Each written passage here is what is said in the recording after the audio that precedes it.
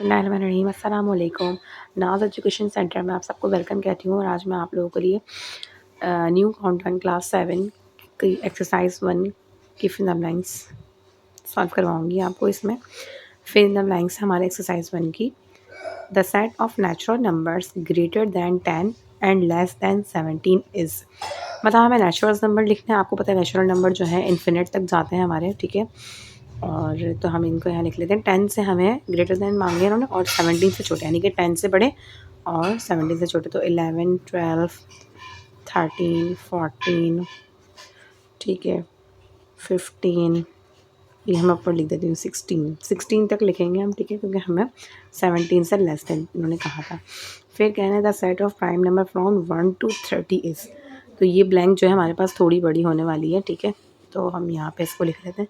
अच्छा जी, prime number वो number होते हैं जो सिर्फ अपने ही टेबल में आते हों, यानी किसी और टेबल में ये नहीं आते हो। तो 2 ऐसा नंबर है हमारे पास, 3 ऐसा नंबर है, 5 एक ऐसा नंबर है जो अपने ही टेबल में आता है, 7 भी ऐसे ही नंबर है हमारे पास जो अपने ही टेबल में आता है, 11, इसके अलावा 13 और हमारे पास 19, 17, ठीक है, 17 भी ऐसा नंबर है जो अपनी टेबल में आता है, 19 भी और 17 भी, 13 भी, 23 और देन 29। क्योंकि हमें इन्होंने, वैसे तो हम आगे और भी लिख सकते थे 29 के आगे ही और भी, लेकिन यहाँ पे हमें इन्होंने कहा है कि 30 तक, ठीक है, 30 तक, तो हमने फिर 29 पे स्टॉप कर दिया, ठीक है। आगे देखते हैं हमारे पास दो सेट्स दिए हमें, 2, 4, 6, 8, 10, 12 यूनियन 1, 3, 5, 7, 9, 11। अब देखिए यूनियन में जो है, मैंने आपको पहले मैं आपको यूनियन में बता दूँ, यूनियन में हम क्या करते हैं, हमारे पास जो दोनों सेट्स होते हैं इसमें जो हमारे पास काउंटिंग, यहाँ पे कुछ नंबर दिए, यहाँ पे कुछ नंबर दिए, इनको हम तरतीब से लिखते हैं, मतलब सीरियस वाइज। जैसे 1 के बाद 2 आता है, 2 के बाद 3 आता है, 3 के बाद 4 आता है, 5 आता है, फिर 6 आता है। तो मतलब ये यहाँ पर यूँ समझें आप, सिंपल वे में मैं आपको समझाऊँ तो ये बिखरे हुए हैं, इनको हम समेट के लिख लेंगे, ठीक है। 1, 2, 3, 4 है, इस सेट में 5 है,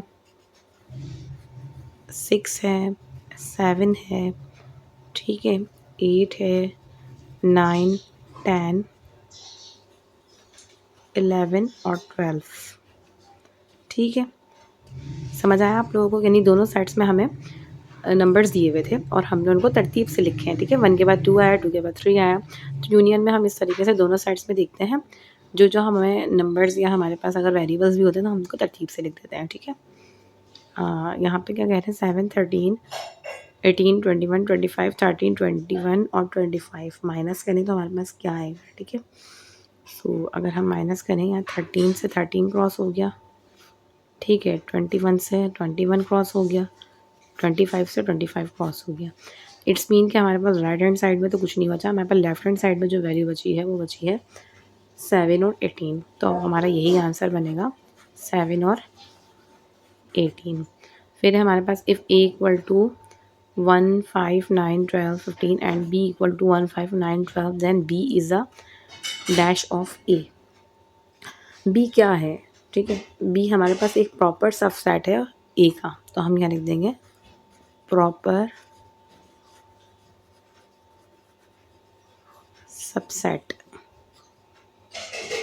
ठीक है। तो अब मूव करते हैं हम क्वेश्चन नंबर 2 की तरफ। क्वेश्चन नंबर 2 में हमें कह रहे हैं state whether the following statement are true और फॉल्स। हमारे पास दो एलिमेंट्स दिए हुए हैं यहाँ पे 9, 4, 6, 11 and A B C D, यानी दो सेट्स में हमें एलिमेंट्स दिए हुए हैं और कह रहे हैं कि आर ओवरलैपिंग सेट्स, यानी ये जो दो सेट्स हैं ओवरलैप हो रहे हैं। तो जी नहीं, ये ओवरलैप सेट नहीं है, हमारे पास ये डिसजॉइंट सेट है, क्योंकि ये दोनों में से कुछ भी कॉमन नहीं है, एलिमेंट्स दोनों के अलग अलग हैं। तो हमारे पास ये स्टेटमेंट क्या हो गई, फॉल्स हो गई, ठीक है। फर्स्ट स्टेटमेंट हमारे पास फॉल्स है।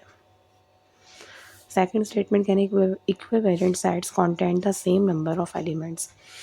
Equivalent sets contain the same number of elements means, मतलब यानी कि हमारे पास जो दो सेट्स हैं उनमें हमारे पास, जैसे अगर एक सेट है हमारे पास, फर्स्ट कर लें 3 एलिमेंट्स हैं और दूसरे सेट में भी हमारे पास 3 एलिमेंट्स हैं, तो हमारे पास ये दोनों सेट एक दूसरे के इक्वल कहलाएंगे। तो इट्स मीन दूसरी स्टेटमेंट हमारे पास ट्रू, ठीक है, ट्रू होगी। थर्ड हमारे पास स्टेटमेंट में कह रहे हैं sets that have no number in common elements are disjoint sets.